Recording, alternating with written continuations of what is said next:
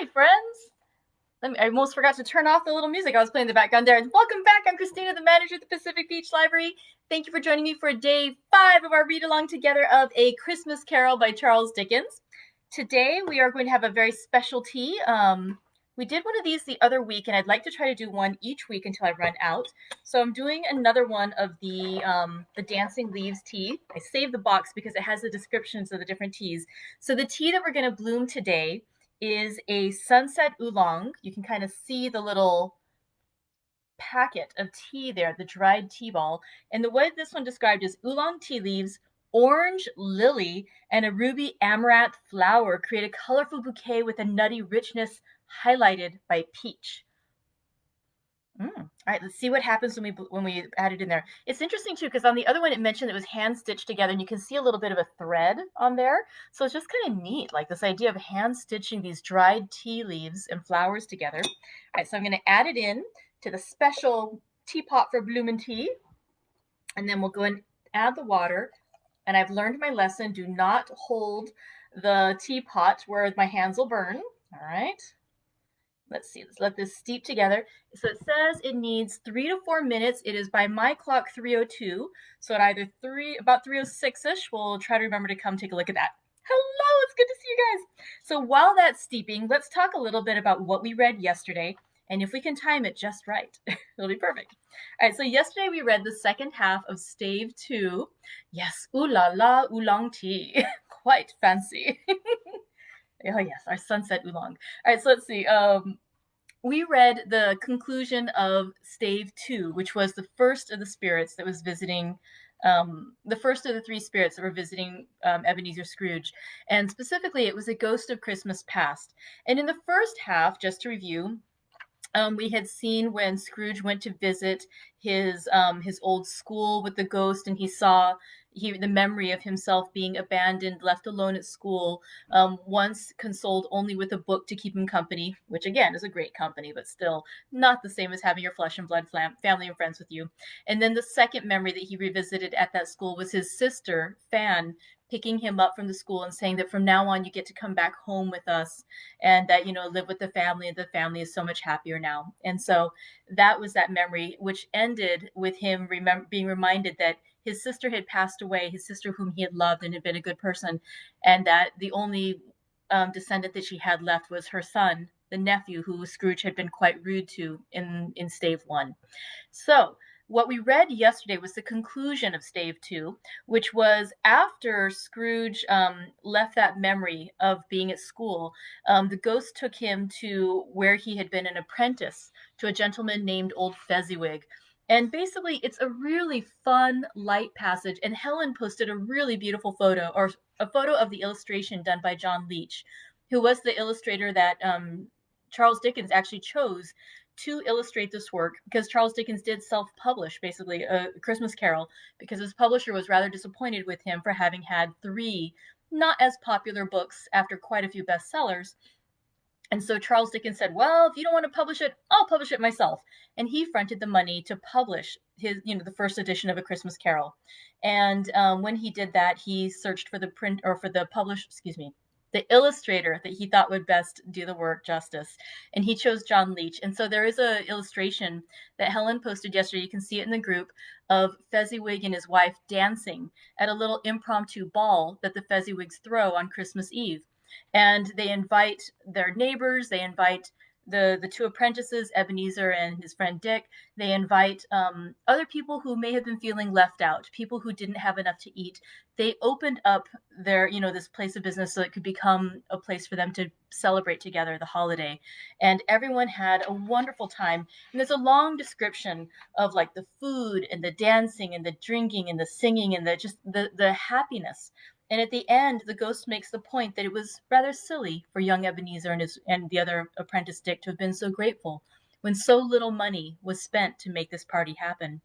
And Scrooge, hearkening back to the young man he had been, says it's not about the money. What it was that his employer had the opportunity to make this a joyful occasion instead of drudgery, that he made their service light, and that the power was in his words, and things that would seem small on the surface, but they make such an impact on the people around you.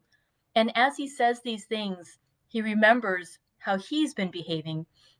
And he actually says to the ghost, I should like to have been able to say a word or two to my clerk just now. And so we know that as he's looking back at the joy that he derived from this simple generosity from his employer, Mr. Fezziwig, that Scrooge himself is reconsidering how he has been behaving as an employer himself to Bob Cratchit. So after that joyous celebration of Christmas at the Fezziwigs, the next memory that the ghost escorts Scrooge to is a few years later, when Scrooge is basically with his fiancée, who is breaking up with him. And what she says is that we were engaged when both of us were very similar, but now you are much more ambitious and you care so much about money that I think if you were to ever marry me, if we went through with our engagement, you would regret marrying me because I don't bring enough money or influence to the wedding, and you would eventually resent me. And therefore, because I remember and I love who you used to be, I'll release you from our engagement. And Scrooge is like, well, I never asked you to release me. And it's like, but tell the truth. Would you want to be married to me now? Would you have asked me to marry you now, knowing who you are and who I still am? And he can't say that he would. And so she releases him from the engagement. The next memory that the ghost shows him is of that same woman years later, happy, older, around the fireside with her own children. And her husband comes in and says, I saw your old beau. I saw Mr. Scrooge. And it's actually, we know from seven years before, because it is the evening of Christmas Eve when Jacob Marley was dying. And Mr. Scrooge, instead of being with his partner, was at the counting house, still quite alone, doing his business. And it's a moment where that woman, the former fiancée of Scrooge, is reminded again about what, the choice she's made. And clearly she's happy with the choice she's made. She has a wonderful family. She has love. But Scrooge, as he sees it, he is unhappy because he sees that, maybe he could have had a family. Maybe he could have had people who cared about him. Maybe he could be somebody who cared about others. And so Scrooge is quite miserable. And he says, please, I cannot bear it. Don't make me look at any more of these memories. I can't stand it anymore. And in the first part of the chapter, they talked about that first spirit of Christmas past looking, like the form changing in many ways, but still having, like, it looked to me in my imagination, it sounded like a big candle, like a light glowing from the top of the spirit's head, pretty much. And that Scrooge, when he sees the face of the spirit, it seems to be the faces, an amalgamation of everyone from his past and his memories, and he cannot bear to look on it any longer. And he takes the cap that the first spirit seems to be holding, which again, I pictured sort of like a candle snifter to cover up and extinguish the light. He takes it and he extinguishes the light of that first spirit. And now I just realized I have overspoken and I have let my tea steep a little longer than I'd intended, but let's take a look. I want to turn it so you guys can see this better, because what I can see from my side is that flower has bloomed. It has this beautiful pink color out there. Let me read you the description again, because I always forget these things. It says sunset oolong, oolong tea leaves, orange lily, and a ruby amaranth flower create a colorful bouquet with a nutty richness highlighted by peach. All right, let's see if we can get, ouch, a little hot. Let's see if we can get that peach flavor. Oh, I should add the lid to it also.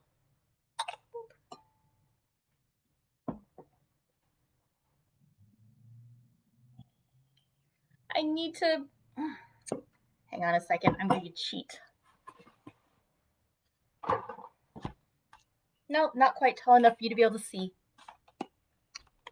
Okay, now it's tall enough for you to see if I make this shorter. Oops. I'm going to have a stack of books to serve as my little stand. I need to make sure the books are properly stacked, or else the whole thing will topple over.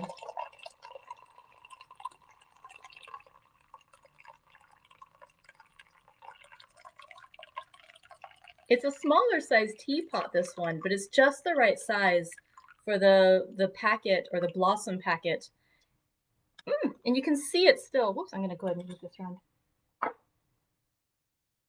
You can see how the blossom, the tea just opened up. It's really beautiful. I'm going to lift this back up.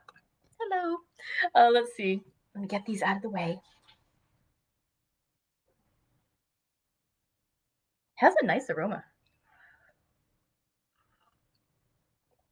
Ooh.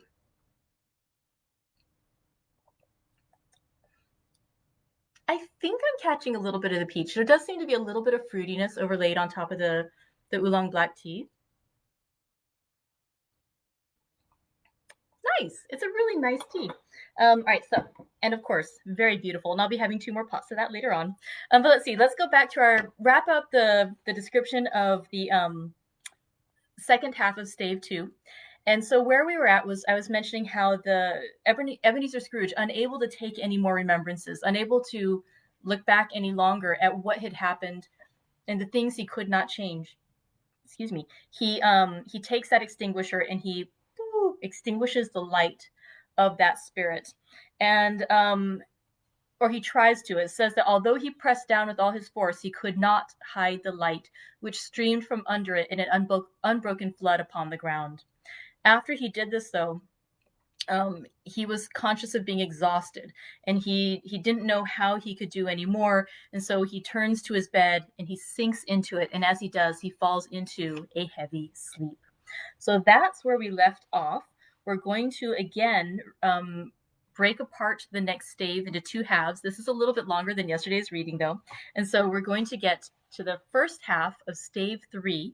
Stave 3 is entitled "The Second of the Three Spirits." Awaking in the middle of a prodigiously tough snore, and sitting up in bed to get his thoughts together, Scrooge had no occasion to be told that the bell was again upon the stroke of 1.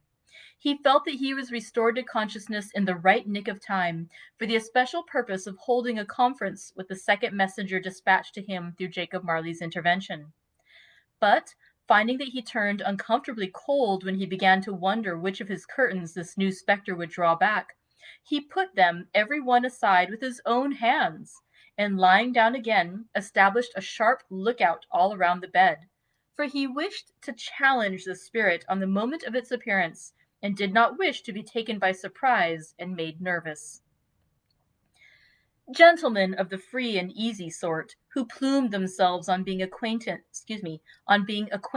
with a move or two, and being usually equal to the time of day, express the wide range of their capacity for adventure by observing that they are good for anything from pitch and toss to manslaughter, between which opposite extremes, no doubt, there lies a tolerably wide and comprehensive range of subjects.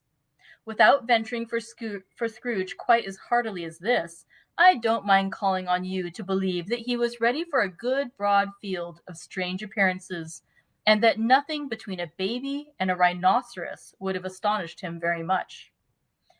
Now, being prepared for almost anything, he was not by any means prepared for nothing, and consequently, when the bell struck 1 and no shape appeared, he was taken with a violent fit of trembling. 5 minutes, 10 minutes, a quarter of an hour went by, yet nothing came. All this time he lay upon his bed, the very core and center of a blaze of ruddy light which streamed under it when the clock proclaimed the hour, and which, being only light, was more alarming than a dozen ghosts, as he was powerless to make out what it meant, or would be at, and was sometimes apprehensive that he might be at that very moment an interesting case of spontaneous combustion, without having the consolation of knowing it. At last, however, he began to think, as you or I would have thought at first, for it is always the person not in the predicament who knows what ought to have been done in it, and would unquestionably have done it too. At last, I say, he began to think that the source and secret of this ghostly light might be in the adjoining room, from whence, on further tracing it, it seemed to shine. This idea taking full possession of his mind, he got up softly and shuffled in his slippers to the door. The moment Scrooge's hand was on the lock, a strange voice called him by his name and bade him enter. He obeyed. It was his own room. There was no doubt about that, but it had undergone a surprising transformation. The walls and ceiling were so hung with living green that it looked a perfect grove.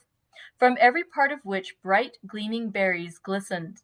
The crisp leaves of holly, mistletoe, and ivy reflected back the light, as if so many little mirrors had been scattered there, and such a mighty blaze went roaring up the chimney as that dull petrifaction of a hearth had never known in Scrooge's time or Marley's, or for many a winter season gone. Heaped up on the floor, to form a kind of throne, were turkeys, geese, game, poultry, brawn, great joints of meat, sucking pigs, long wreaths of sausages, mince pies, plum puddings, barrels of oysters, red-hot chestnuts, cherry-cheeked apples, juicy oranges, luscious pears, immense twelfth cakes, and seething bowls of punch that made the chamber dim with their delicious steam.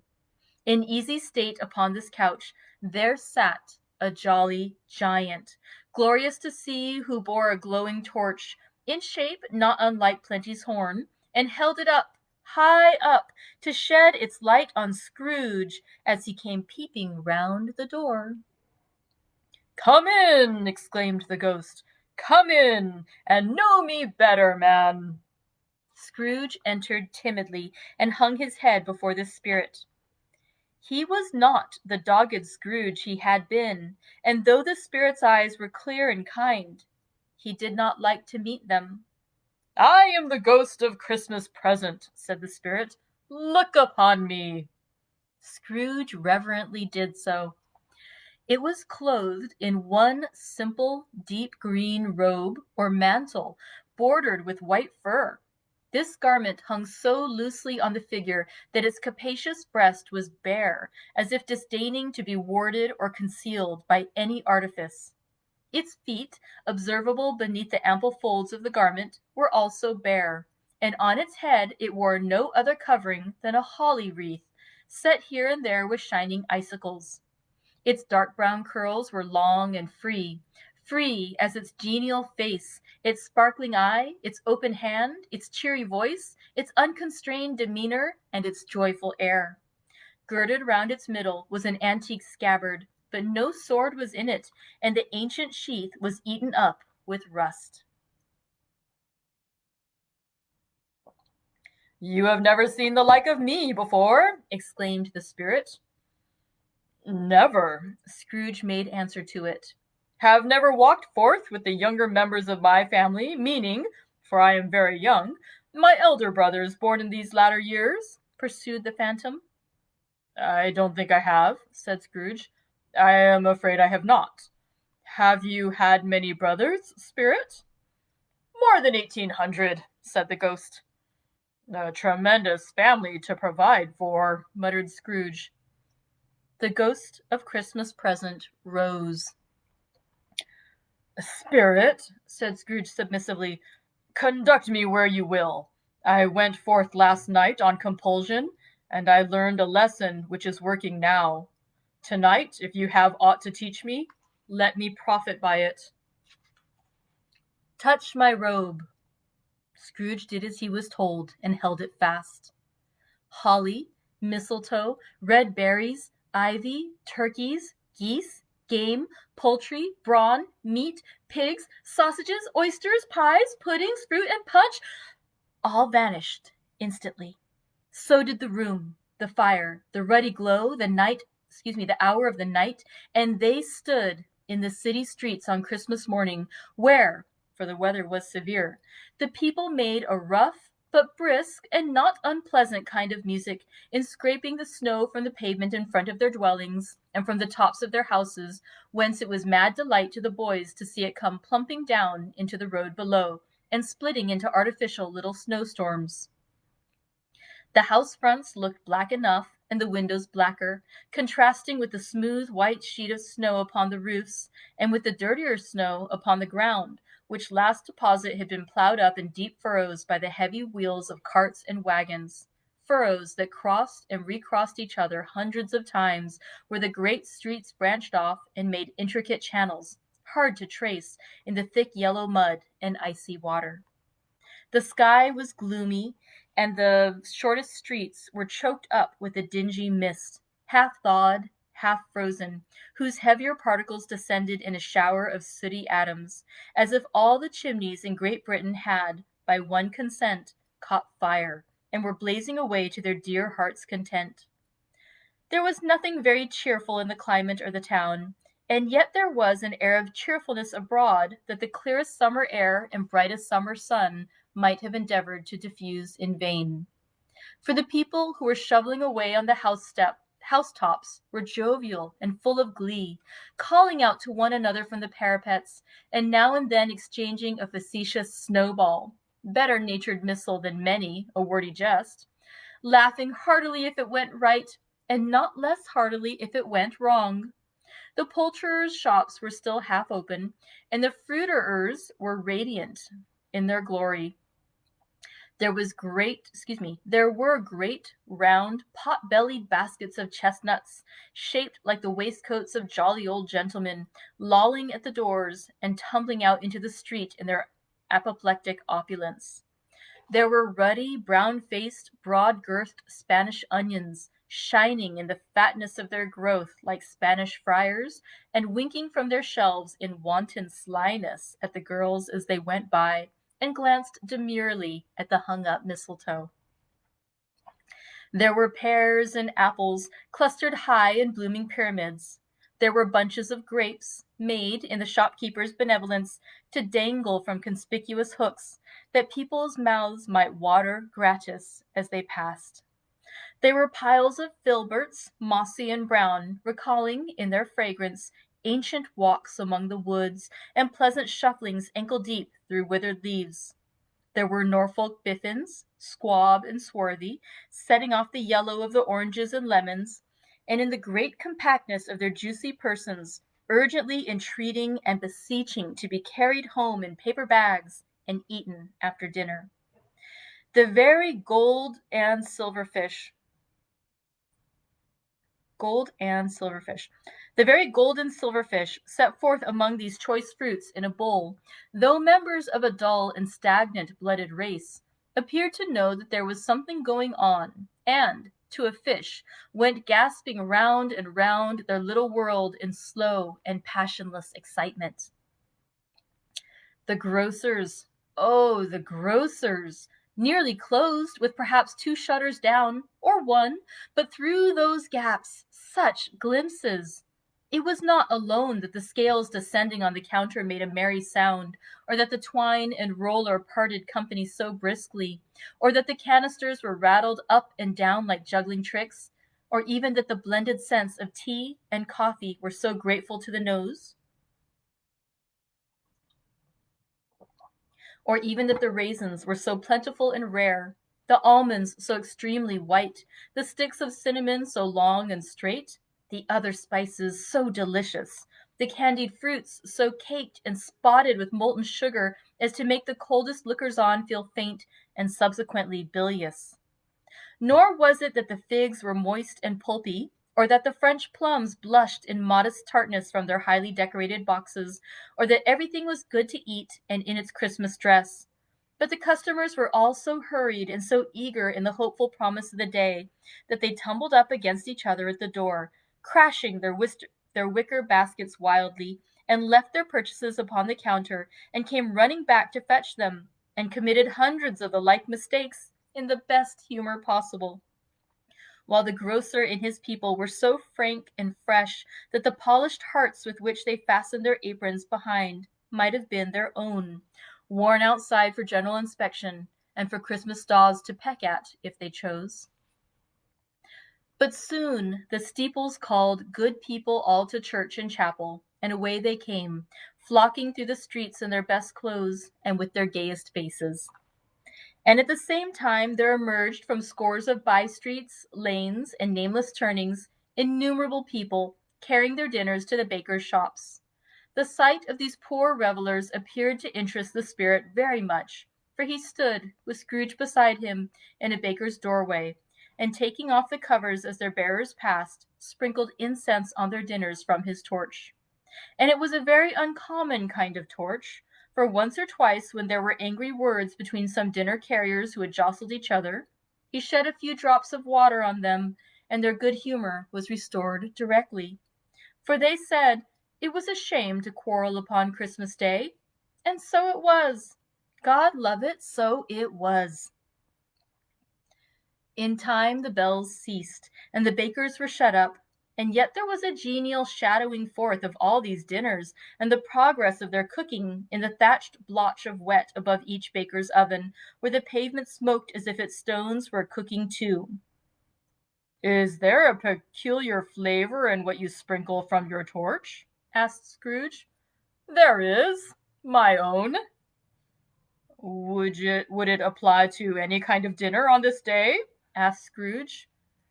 "To any kindly given. To a poor one most." "Why to a poor one most?" asked Scrooge. "Because he needs it most." "Spirit," said Scrooge, after a moment's thought, "I wonder you, of all the beings in the many worlds about us, should desire to cramp these people's opportunities of innocent enjoyment." "I?" cried the Spirit. "You would deprive them of their means of dinner every 7th day, often the only day on which they could be said to dine at all," said Scrooge. "Wouldn't you?" "I?" cried the Spirit. "You seek to close these places on the 7th day," said Scrooge, "and it comes to the same thing." "I seek!" exclaimed the Spirit. "Forgive me if I am wrong. It has been done in your name, or at least in that of your family," said Scrooge. "There are some upon this earth of yours," returned the Spirit, "who claim to know us, and who do their deeds of passion, pride, ill will, hatred, envy, bigotry, and selfishness in our name, who are as strange to us and all our kith and kin as if they had never lived. Remember that, and charge their doings on themselves, not us." Scrooge promised that he would, and they went on, invisible as they had been before, into the suburbs of the town. It was a remarkable quality of the ghost, which Scrooge had observed at the baker's, that notwithstanding his gigantic size, he could accommodate himself to any place with ease, and that he stood beneath a low roof quite as gracefully and like a supernatural creature as it was possible he could have done in any lofty hall. And perhaps it was the pleasure the good Spirit had in showing off this power of his, or else it was his own kind, generous, hearty nature, and his sympathy with all poor men, that led him straight to Scrooge's clerk. For there he went and took Scrooge with him, holding to his robe, and on the threshold of the door the Spirit smiled and stopped to bless Bob Cratchit's dwelling with the sprinklings of his torch. Think of that! Bob had but 15 bob a week himself. He pocketed on Saturdays but 15 copies of his Christian name, and yet the ghost of Christmas present blessed his 4-roomed house. Then up rose Mrs. Cratchit, Cratchit's wife, dressed out but poorly in a twice-turned gown, but brave in ribbons, which are cheap and make a goodly show for 6pence, and she laid the cloth, assisted by Belinda Cratchit, second of her daughters, also brave in ribbons, while Master Peter Cratchit plunged a fork into the saucepan of potatoes, and getting the corners of his monstrous shirt collar, Bob's private property conferred upon his son and heir in honor of the day, into his mouth, rejoiced to find himself so gallantly attired, and yearned to show his linen in the fashionable parks. And now 2 smaller Cratchits, boy and girl, came tearing in, screaming that outside the baker's they had smelled the goose, and known it for their own, and, basking in luxurious thoughts of sage and onion, these young Cratchits danced about the table, and exalted Master Peter Cratchit to the skies, while he, not proud, although his collars nearly choked him, blew the fire until the slow potatoes, bubbling up, knocked loudly at the saucepan lid to be let out and peeled. "What has ever got your precious father, then?" said Mrs. Cratchit, "and your brother, Tiny Tim? And Martha warn't as late last Christmas Day by half an hour." "Here's Martha, mother," said a girl, appearing as she spoke. "Here's Martha, mother!" cried the two young Cratchits. "Hurrah! There's such a goose, Martha!" "Why, bless your heart alive, my dear, how late you are!" said Mrs. Cratchit, kissing her a dozen times, and taking off her shawl and bonnet for her with officious zeal. "We'd a deal of work to finish up last night," replied the girl, "and had to clear away this morning, mother." "Well, never mind, as long as you are come," said Mrs. Cratchit. "Sit ye down before the fire, my dear, and have a warm, Lord bless ye." "No, no, there's father coming!" cried the two young Cratchits, who were everywhere at once. "Hide, Martha, hide!"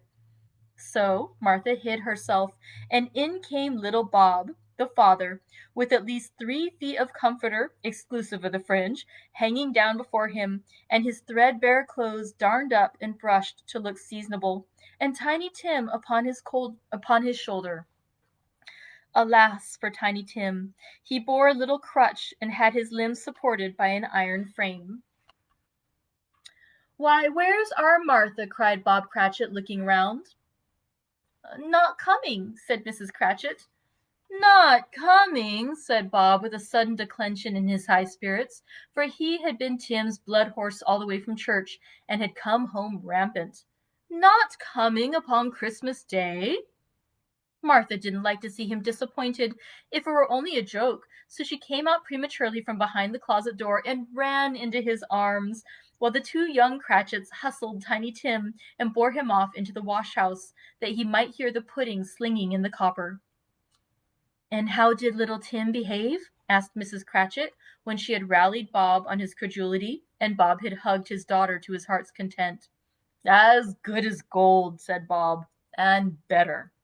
Somehow he gets thoughtful, sitting by himself so much, and thinks the strangest things you ever heard. He told me, coming home, that he hoped the people saw him in the church, because he was a cripple, and it might be pleasant to them to remember, upon Christmas Day, who made lame beggars walk and blind men see." Bob's voice was tremulous when he told them this, and trembled more when he said that Tiny Tim was growing strong and hearty. His active little crutch was heard upon the floor, and back came Tiny Tim before another word was spoken, escorted by his brother and sister to his stool beside the fire.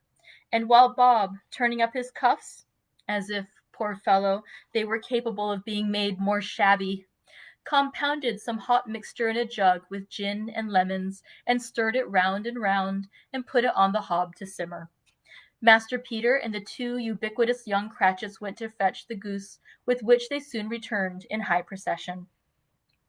Such a bustle ensued that you might have thought a goose the rarest of all birds, a feathered phenomenon, to which a black swan was a matter of course. And in truth, it was something very like it in that house. Mrs. Cratchit made the gravy, ready beforehand in a little saucepan, hissing hot. Master Peter mashed the potatoes with incredible vigor. Miss Belinda sweetened up the applesauce. Martha dusted the hot plates. Bob took Tiny Tim beside him in a tiny corner at the table. The two young Cratchits set chairs for everybody, not forgetting themselves, and, mounting guard upon their posts, crammed spoons into their mouths, lest they should shriek for goose before their turn came to be helped. At last the dishes were set on, and grace was said. It was succeeded by a breathless pause, as Mrs. Cratchit, looking slowly all along the carving knife, prepared to plunge it in the breast. But when she did, and when the long-expected gush of stuffing issued forth, oh, one murmur of delight arose all round the board, and even Tiny Tim, excited by the two young Cratchits, beat on the table with the handle of his knife, and feebly cried, "Hurrah!" There never was such a goose. Bob said he didn't believe there ever was such a goose cooked. Its tenderness and flavor, size and cheapness were the themes of universal admiration. Eked out by applesauce and mashed potatoes, it was a sufficient dinner for the whole family. Indeed, as Mrs. Cratchit said with some delight, surveying one small atom of a bone upon the dish, they hadn't ate it all at last. Yet everyone had enough, and the youngest Cratchits in particular were steeped in sage and onion to the eyebrows. But now, the plates being changed by Miss Belinda, Mrs. Cratchit left the room alone, too nervous to bear witness, to take the pudding up and bring it in. Suppose it should not be done enough. Suppose it should break in turning out. Suppose somebody should have got over the wall of the backyard and stolen it while they were merry with the goose, a supposition at which the two young Cratchits became livid. All sorts of horrors were supposed. Ah, hello! A great deal of steam. The pudding was out of the copper. A smell like a washing day. That was the cloth. A smell like an eating house and a pastry cook's next door to each other, with a laundress's next door to that. That was the pudding. In half a minute Mrs. Cratchit entered, flushed but smiling proudly, and with the pudding like a speckled cannon ball, so hard and firm, blazing in half of half a quartern of ignited brandy, and bedight with Christmas holly stuck into the top. Oh, a wonderful pudding! Bob Cratchit said, and calmly too, that he regarded it as the greatest success achieved by Mrs. Cratchit since their marriage. Mrs. Cratchit said that, now the weight was off her mind, she would confess she had her doubts about the quantity of flour. Everybody had something to say about it, but nobody said or thought it was at all a small pudding for a large family. It would have been flat heresy to do so. Any Cratchit would have blushed to hint at such a thing. At last the dinner was all done. The cloth was cleared, the hearth swept, and the fire made up. The compound in the jug being tasted and considered perfect, apples and oranges were put upon the table, and a shovelful of chestnuts on the fire. Then all the Cratchit family drew round the hearth in what Bob Cratchit called a circle, meaning half a one, and at Bob Cratchit's elbow stood the family display of glass, 2 tumblers and a custard cup without a handle. These held the hot stuff from the jug, however, as well as golden goblets would have done, and Bob served it out with, These held the hot stuff from the jug, however, as well as golden goblets would have done, and Bob served it out with beaming looks, while the chestnuts on the fire sputtered and crackled noisily. Then Bob proposed, "A Merry Christmas to us all, my dears. God bless us," which all the family re-echoed. "God bless us, everyone," said Tiny Tim, the last of all. He sat very close to his father's side, upon his little stool. Bob held his withered little hand in his, as if he loved the child, and wished to keep him by his side, and dreaded that he might be taken from him. "Spirit," said Scrooge, with an interest he had never felt before, "tell me if Tiny Tim will live?" "I see a vacant seat," replied the ghost, "in the poor chimney corner, and a crutch without an owner, carefully preserved. If these shadows remain unaltered by the future, the child will die." "No, no," said Scrooge. "Oh, no, kind spirit. Say he will be spared." "If these shadows remain unaltered by the future, none other of my race," returned the ghost, "will find him here. What then? If he be like to die, he had better do it, and decrease the population." Scrooge hung his head to hear his own words quoted by the spirit, and was overcome with penitence and grief. "Man," said the ghost, "if man you be in heart, not adamant, forbear that wicked cant until you have discovered what the surplus is, and where it is. Will you decide what men shall live, what men shall die? It may be that in the sight of heaven you are more worthless and less fit to live than millions like this poor man's child." Oh God, to hear the insect on the leaf pronouncing on the too much life among his hungry brothers in the dust. Scrooge bent before the ghost's rebuke, and trembling cast his eyes upon the ground. But he raised them speedily on hearing his own name. "Mr. Scrooge," said Bob. "I'll give you Mr. Scrooge, the founder of the feast." founder of the feast indeed, cried Mrs. Cratchit, reddening. I wish I had him here. I'd give him a piece of my mind to feast upon, and I hope he'd have a good appetite for it. My dear, said Bob, the children! Christmas Day! It should be Christmas Day, I am sure, said she, on which one drinks to the health of such an odious, stingy, hard, unfeeling man as Mr. Scrooge. You know he is, Robert. Nobody knows it better than you do, poor fellow. My dear, was Bob's mild answer, Christmas Day. I'll drink to his health for your sake and the day's, said Mrs. Cratchit, not for his. Long life to him, a Merry Christmas and a Happy New Year. He'll be very happy, and he'll be very merry and very happy, I have no doubt. The children drank the toast after her. It was the first of their proceedings which had no heartiness in it. Tiny Tim drank it last of all, but he didn't care twopence for it. Scrooge was the ogre of the family. The mention of his name cast a dark shadow on the party, which was not dispelled for a full 5 minutes. After it had passed away, they were 10 times merrier than before, from the mere relief of Scrooge the Baleful being done with. Bob Cratchit told them how he had a situation in his eye for Master Peter, which would bring in, if obtained, full 5 and 6 pence weekly. The 2 young Cratchits laughed tremendously at the idea of Peter's being a man of business, and Peter himself looked thoughtfully at the fire from between his collars, as if he were deliberating what particular investments he should favor when he came into the receipt of that bewildering income. Martha, who was a poor apprentice at a milliner's, then told them what kind of work she had to do, and how many hours she worked at a stretch, and how she meant to lie abed tomorrow morning for a good long rest, tomorrow being a holiday she passed at home.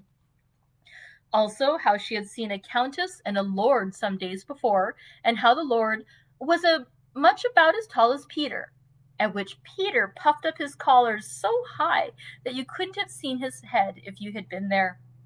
All this time the chestnuts and the jug went round and round, and by they had a song about a lost child traveling in the snow from Tiny Tim, who had a plaintive little voice and sang it very well indeed.